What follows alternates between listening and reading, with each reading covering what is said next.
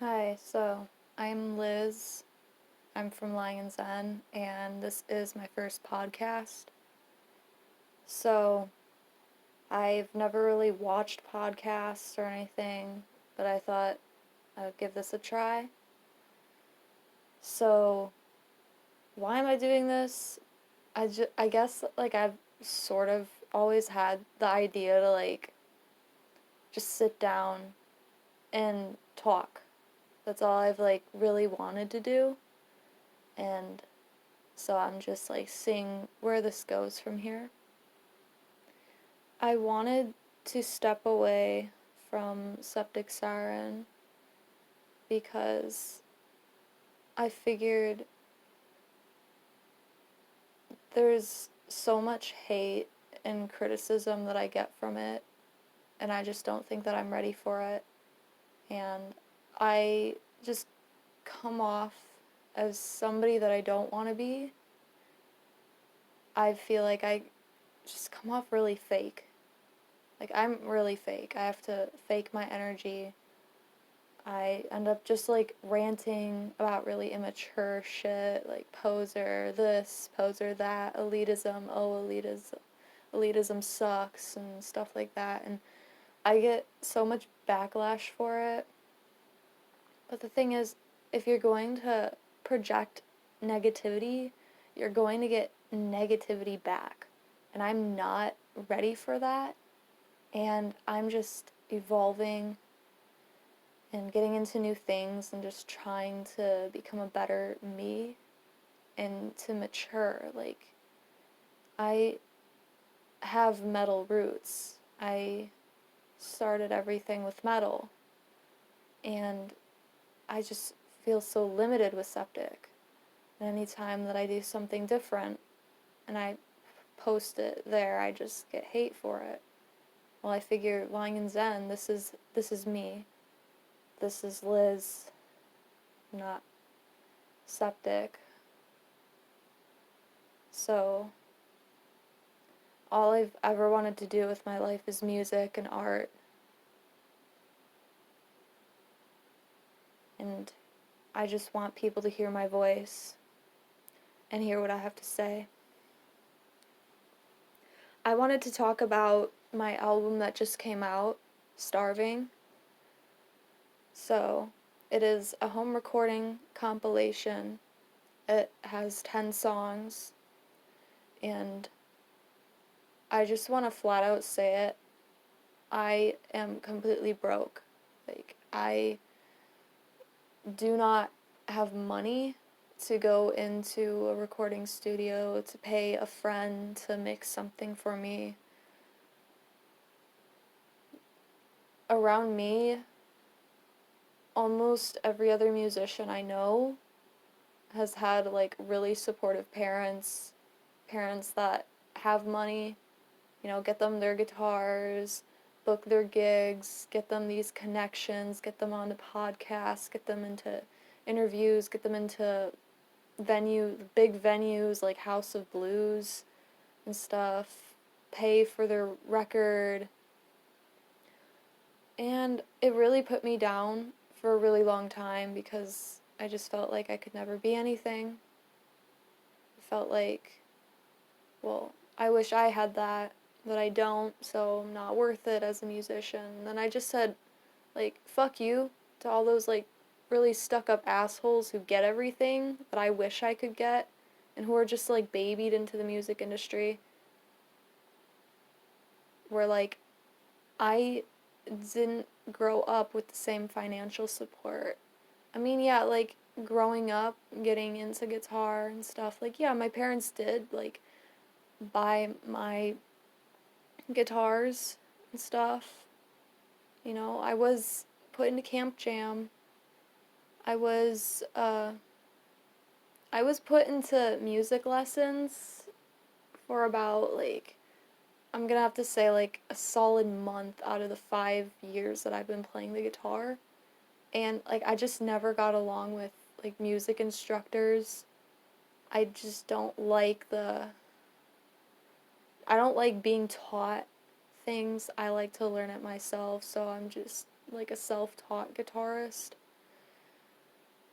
And I mean, like, it took so much effort to get me into any music lesson. We just didn't have the money. So either way, like it or not, I had to quit. And Camp Jam, it's kind of pricey. I worked so hard to go. We took money out of my college fund that my grandparents set up for me since I was a kid so I could go, because it meant so much to me, and I've just learned so much about the music industry and being an artist, being in a band, and it's just more important to me than going to college. So that's how I was pretty much able to do that. I hate being spoiled. I mean, like, I I am pretty spoiled in certain ways, but just when it comes to music, I don't want to be spoiled. I don't want to be another mommy and daddy funded brat. So, about the album, I call it Star-Ving because I want all of this attention. I just crave attention constantly. I can never get enough. I want to be like all those cool musicians and rock stars that you see in magazines, that are in music videos, that are on stage, that are getting interviews, books, and posters. I've always wanted that, like, all my life. I just want to be like somebody that people look up to. I don't know. And when I see other people have it, it's like I'm starving for that. So when you put it together, like Star-Ving, like I'm starving for what these people have. And I'm like a really jealous person. And I live in a small town, and like seeing these really like stuck up people get what I wish I could have, just like be in a band, rock out on stage, have people like, I don't know, singing your songs or whatever. Whatever they have, I feel like they don't deserve because they're not really working for it. They're just like having everything handed to them. So I feel like in a way they don't really deserve it. So that's like a quote from my song Star-Ving, which is the last track. I'm starving for what you don't deserve. And so many people ask me how I write songs, how to write songs. So I've been writing songs all my life.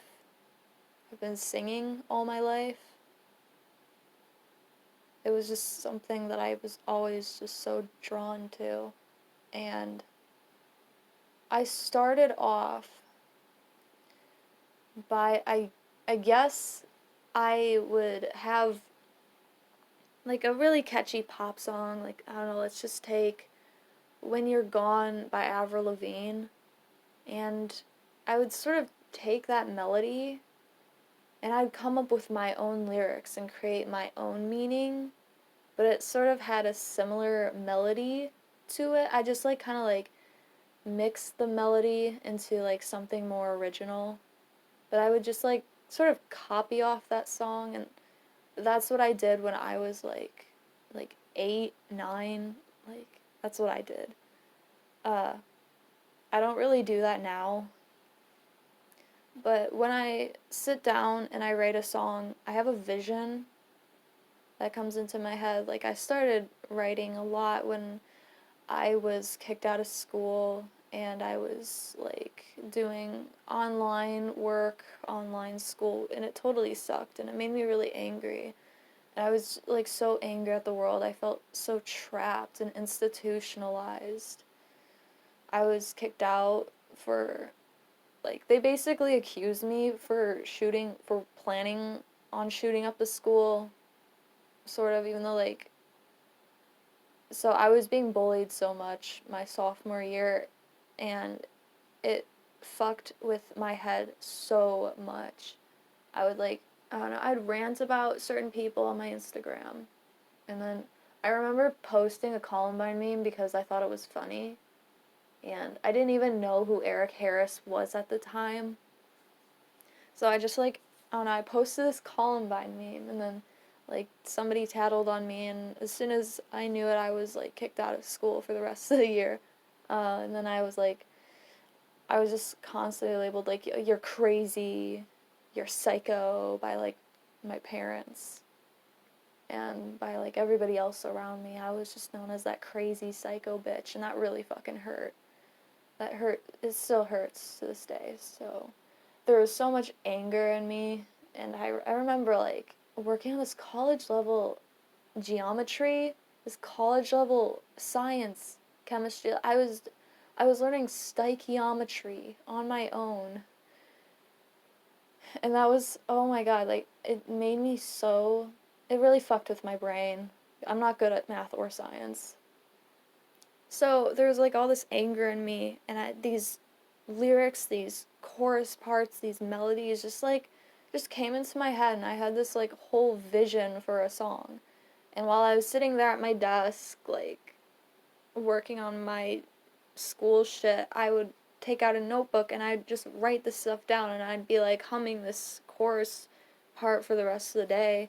That's what happened with my song Burn the Witch is one of those songs. So I think I'm just gonna, like, sing the chorus part for you real quick, so, like, you kind of, like, get it. So it goes like, they light me on fire, they light me on fire, watch me burn and hear me cry, flesh to ashes as I die. They light me on fire, and I don't know why, and I don't know why, and I don't know why, and I don't know why. So that's the chorus part of Burn the Witch, and I just, like, I thought of it off the top of my head, and I'm like, this is, like, the catchiest shit I think I've ever written, and I hate sounding stuck up, so I'm, like, really sorry if I sound like I'm being stuck up, but I don't know, I just thought it was really catchy, and I don't know, like, the one thing that really inspired me to make this album was I want to make music so bad, but where I'm from, there's such a big limit of opportunities. I've, like, tried so hard, like, finding people to be in a band with, and, like, either all of the drummers were already busy as fuck with their other bands and other shit going on, or there was just conflicting music interests, because I'm, like, really inspired by, like, extreme metal, like death metal, black metal, thrash metal. Those are my roots. And then there's, like, grunge, like, I guess, like, I don't know, bands like Hole, Melvins, Alice in Chains, like, old Nirvana, um, what's it called, Soundgarden, Silverchair, just, like, bands like these I'm, like, still really inspired by. Like, when you mix, like, extreme metal with, like, grunge, like, softer grunge, that's, like, sort of my vibe, and it just, like, didn't click with, like, other people in my area. And I was, like, so frustrated, so I'm just like, you know what? I don't need to, like, have a band put out an album. Or, like, I want to work on music so bad that I'm just gonna do this by myself until I can find a band. So I just, like, did acoustic stuff. I'm really bad at, like, audio mixing and stuff. Literally what I did with all the recordings off Star-Ving, I just slapped on reverb, and I had, like, a little mixing app on my phone, and I just, like, added reverb, because I'm, like, too scared to, like, mess with any of the tracks too much. And I wanted to make it, like, really simple. So, again, what I wanted to say about it was, I don't want to be a solo artist. I want to be in a band. I've always wanted to be in a band all my life. And all of my songs, and asks, like, how I write songs, and I literally improvised every single song off Star-Ving. And that's usually how I write most of my songs. I just, like, improvise. I don't know. I literally, honest to God, I just take out my phone, I take out my guitar, I press record on my phone, and I just, like, play whatever comes to mind. It's really fun. It's like making an abstract painting, just like splattering stuff and then seeing like what the outcome is. And the really cool thing that I like just learned was a lot like abstract expressionist art. It looks like you're just like splattering on like lines and stuff, but like when you really look at it, it shows little imprints of the mind that you're subliminally projecting out onto the canvas. And when I like looked back at like some of my songs, I realized that I was singing about things that were like really deeply embedded into my mind, and things that I like wanted to talk about, or things that like I had to get out there. And so a lot of times like I like my lyrics come off the top of my head. The guitar parts come off the top of my head. Everything is off the top of my head. I don't have it written down or anything. I mean, I did write the lyrics down.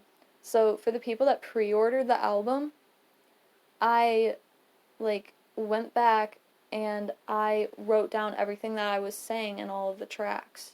So there's like no, I didn't write down anything. It's just like spoken word, I guess. But yeah, that's how I write my songs now. And so I wanted to talk about why my songs were recorded the way they were. So like I know it has really shitty EQ levels, god awful EQ levels. Um so like I said, everything was recorded off my phone, and I am not an audio engineer. That is not my strong suit. I'm really bad with computer stuff. And I still do not have the money to go into a studio and have all of these songs like mixed professionally and all that. So I've always been really fond of reverb. So I just like decided slap on some reverb because I wanted to give off like the feeling where you're completely isolated and it's just you in this void, this dark void, and it's just you curled up in a little ball screaming and just like, is there anybody out there? I feel so alone. That's like the vibe that I have with my music, or that like I'm just trying to like express in my music, is just like the feeling of loneliness. I don't know. Like I have friends. For once, I have friends. Right now I'm a senior, but we are currently off school because of the coronavirus. So, I don't know. I finally have friends, and all my life I've never really had friends. I've always been alone. I've always been bullied. I've always like hated everybody, and now I finally have friends, like really cool friends. Actual friends that care about me. But I just still feel so alone. Like nobody, I don't know. It's just in my house, I always feel like nobody really gets me. Nobody wants to understand me. I'm just this bad guy. And that's sort of, it just really gets to you, especially when it's your own home. That's where I came up with Girl in the Box. So, Girl in the Box is not meant to be like a little spin-off of Man in the Box. Girl in the Box really speaks to me because I feel like I'm trapped in this box. We're all trapped in these boxes looking down into this little box that is your phone, and you're just looking down into all these other boxes, which are like social media threads and like pictures on your phone and stuff, and it's just this endless cycle of looking down into boxes. And with music, I have these huge goals and these visions that never end. Like, my brain just never stops, like, flooding with all these visions that I want to do with my art, but, like, there's just such a limit of opportunity where I'm from because I literally live in a cornfield. And so I just feel like I'm trapped in this box. And I'm just, like, waiting for somebody to open it, or I'm just waiting to get out. I have this slogan that I came up with, and I feel like it's me trying too hard to sound deep or whatever, but it just kind of like flowed one day. I'm just like in the shower, and I'm like, I'm the girl in the box, and the world will burn as I reach the sun. So, I don't even know what that means, but a lot of times, like, I kind of like predict things that are happening. Like, once I was like in 8th grade, this was before like the whole band shirt fashion thing became like huge. But I was like, everybody's gonna like start wearing metal stuff.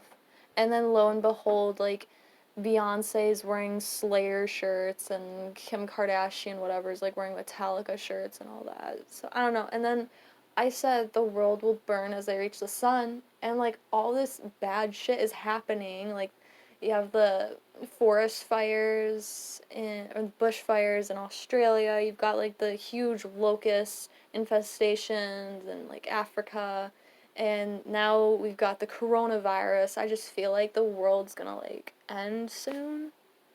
And like, I don't know, I'm just like scared the world's gonna end, so thanks, I just basically ended the world. I just like, I don't know, I'm just trapped in a box. That's basically all that is. I came up with the design of this little girl, just like this little scribbled girl with devil horns, a devil tail holding a flower. I don't remember when I came up with that. I was just like drawing it. I don't know. I was like inspired by the girl. I was inspired by Samara from The Ring. I don't know. I was just like always compared to Samara. And a lot of times in my music, I project out, like, I just feel like this terrible person. I feel like the worst person in the world a lot of times. Or I just, like, there's always something that I'm guilty for. And, like, when I grew up, I was, like, raised, my mom was, like, a really devoted Christian. So, and I was, like, a really hateful person. I was a really hateful kid, and I was, like, mean to my little sister, and they just, like, kind of, like, coddled her and treated her like she was the princess. And I'm just this evil, terrible, satanic monster for all these things, and I'm going to hell.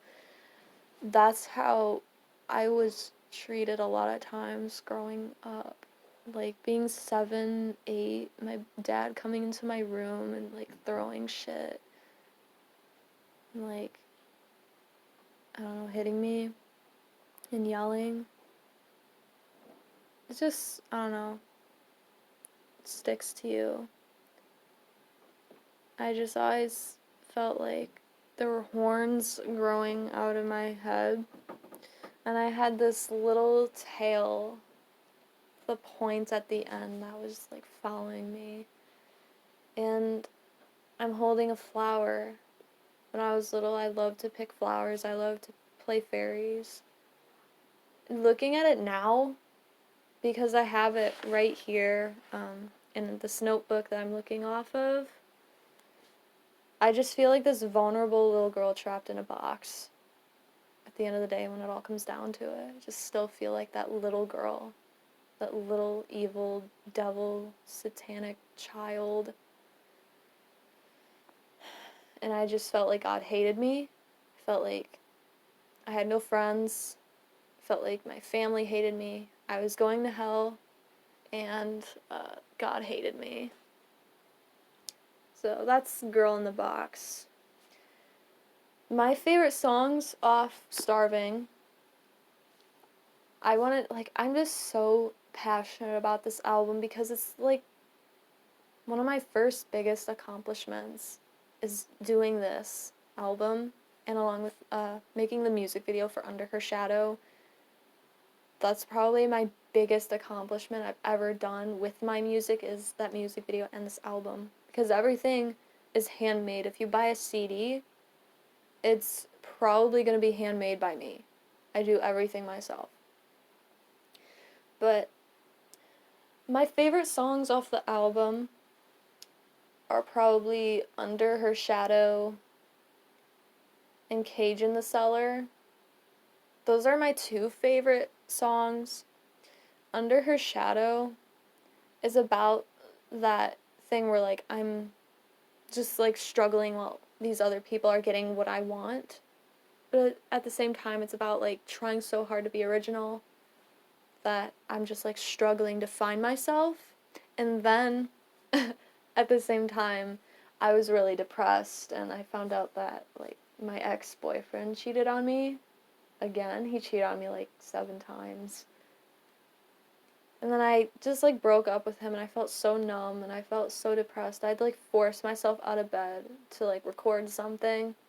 And I just put that out there, and I felt so proud of myself because, honestly, I think that it's the best improvised song that I've done ever.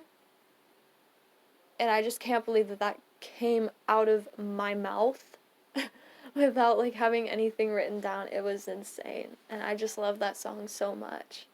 I love how it just sounds, like, really pagan-y. It sounds, like, really angry, but it sounds very delicate at the same time. And with Cage in the Cellar, that's another song that has that vibe. And I remember listening to, like, Nicole Dollanganger, and I was really inspired by some of the lyrical topics she talked about.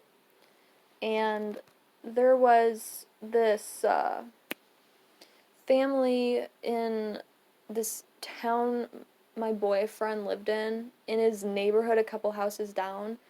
They had kids that were found in cages in their basement, locked in cages, being starved, being beaten, just, like, stuck in those little cages all day, all night. And that's what inspired me to do Cage in the Cellar. And it's not really just that, I guess. There's always, like, a deeper metaphor in my music, or, like, I'm talking about one thing, but at the same time, it's also talking about how I, like, feel on the inside, how I really feel deep down, but I'm not, like, talking about it. And it's just, like, tear my wings apart, watch the blood spill from my back.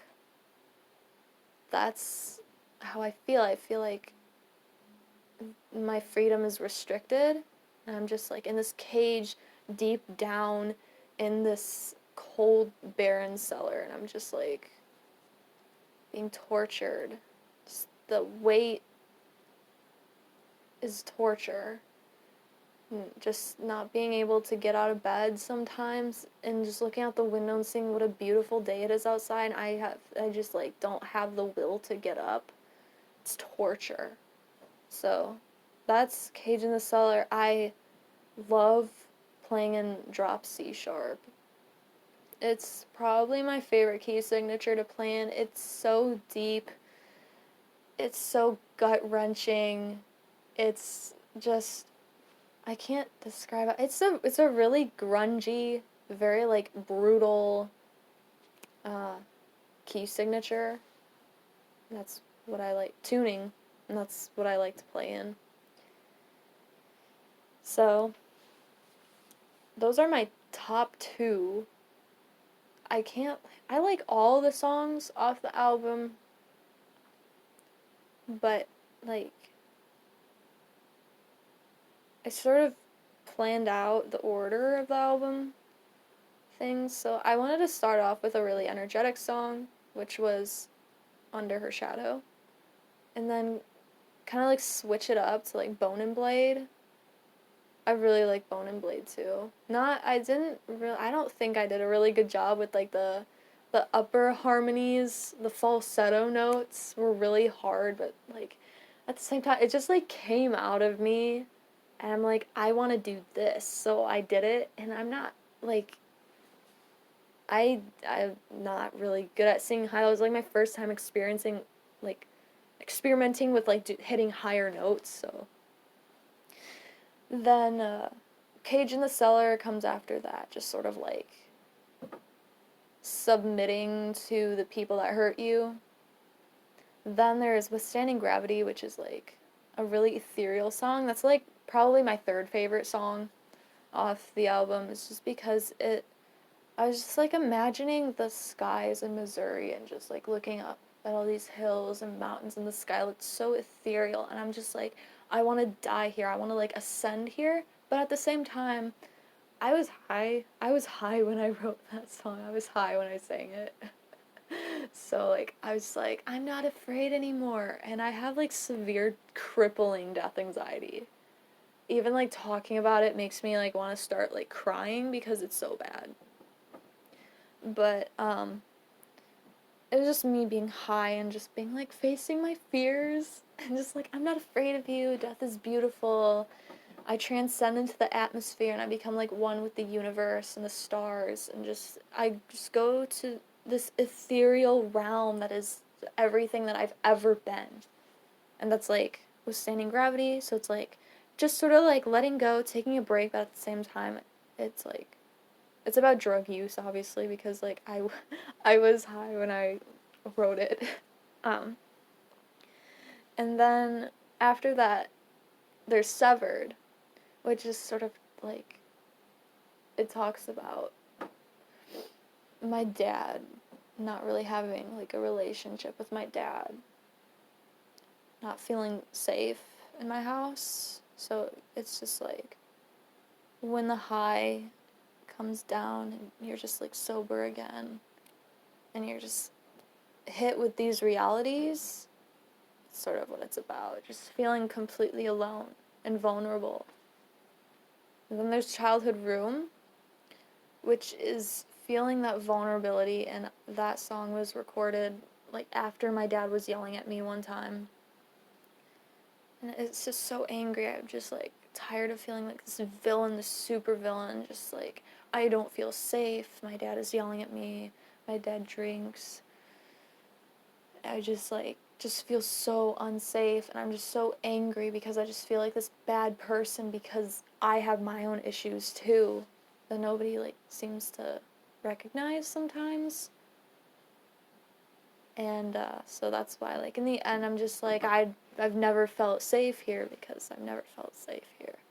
And the song just sort of makes me feel like I'm back in my room while my dad's like trashing it, yelling at me, hitting me, because I've like whatever I've done wrong. Novocaine comes after that, and it's like the aftermath. Kind of like symbolizes the aftermath. When I wrote that, I felt really guilty, and that's sort of how I felt after my dad would leave the room with them for me to clean up the mess, me just sobbing in pain. Like, look at this mess. That's sort of like what Novocaine is. It's just like I felt so guilty, and I recorded that after, like, right after my mom found out that I was vaping and that, like, I have a nicotine addiction. It was really fucking bad. And I just was like, you know what? Like, I'll leave if you want me to leave. And, I struggled with a really bad nicotine addiction, and it still, like, really gets to me. And, Novocaine, the song, the title, Novocaine, is, like, about... I was inspired by, like, the term spiritual Novocaine, which is sort of like taking, like, drug paraphernalia and stuff, like weed, acid, DMT, shrooms, all that stuff. And just like kind of like glamorizing it as like a way to enhance your spirituality when it's really just like, it's a Novocaine. It just kind of like numbs you and it gives you this false spiritual ego. And it's just like, I'm using this as a coping mechanism for this guilt that I feel. So, I mean, like Novocaine is all about just me feeling super guilty, basically. um, Angel Face, no. Band-Aid comes after that. Band-Aid's another song I think I made when I was high. But it's just kind of like, I don't even know. Band-Aid's just a really weird song. And it's just sort of about me wanting to leave, you know. I'm just like, take me away from my heart. And I know that sounds really weird, but like, sometimes I'm just so tired of feeling. So I'm just like, sometimes I wish I didn't have a heart. Sometimes I think of my heartbeat and I just think it's so weird and freaky. Like how hearts are just these muscles that, like, you know, they don't stop beating until you die, and that's, oh my god, it just like freaks me out so much. So I just like, I wish that I didn't have a heart sometimes. So I guess that's what it could be about at the same time. So like, and then again, there's like drug use. I talk about drug use in it because it's like, I don't want to feel that, you know? I'm just like tired of this anxiety or whatever. You know, like, you know, drugs, like a lot of times, like weed, oh my god, like I go into these huge psychotic episodes and anxiety attacks. So it's weird. Um, Now to like end this podcast, I wanted to talk about the future. So many people ask me like, am I ever gonna do metal? And I'm going to say that 1,000,000,000 vajillion times yes. I will definitely be making metal music. I've always wanted to make metal music. I've always wanted to do something really heavy, but at the same time, I want to do it in a way that like hasn't been created before. I don't want to just be like another death metal band. I don't want to be just another black metal band. I want to combine all these influences that I have, because I have so many, and I want to just like do my own thing. Like, yeah, I have like my grunge influences, then I have my metal influences, and then I like even have like other artists like Ghostmane, what he's doing, and you know, I'm even like inspired by some Bjork. Just like these, I don't know, these artists that like sort of have this abstract vision with their music, and they're just creating something really fresh with it. That's like what I want to do. I want to just like combine everything, but in my own way, not their way, my way. So that's like the future. I don't know if I'm gonna stick with Lying in Zen. I think, you know, like Lying in Zen is me. Lying in Zen is my baby. It is so precious to me, and I never ever ever want a record label, like a record company or anything, to touch it. I just want this to be me. I think that's what I want with Lying in Zen. But I do want to find a band. I want to like have a side project that like, I think I want it to get like really big, or like at least bigger than like what Lying in Zen will be. I don't even know. I don't know, but I want to create something heavier. I want to like find a band. I'm moving to Memphis in a couple months, so maybe I can like, hopefully I can like find some people there, or even like go to Nashville or Dallas in the long run, like find people. So, yeah, that's all I have to say. Thank you guys so much for tuning into my first Girl in the Box podcast. And I'm actually like really happy to have done this, because it's so different. You guys don't have to see my face. I don't have to worry about like feeling insecure or saying, "Oh, I look so ugly in that video." It's just me. Like, this is me. There's like, and it's just not, it's me, and it's not something I'm forcing myself to be. So thank you guys for tuning in. Thank you so much if you've made it to the end. I love you for listening. and giving me this voice. So thank you so much. And I hope you enjoy the rest of your day or night. Thank you.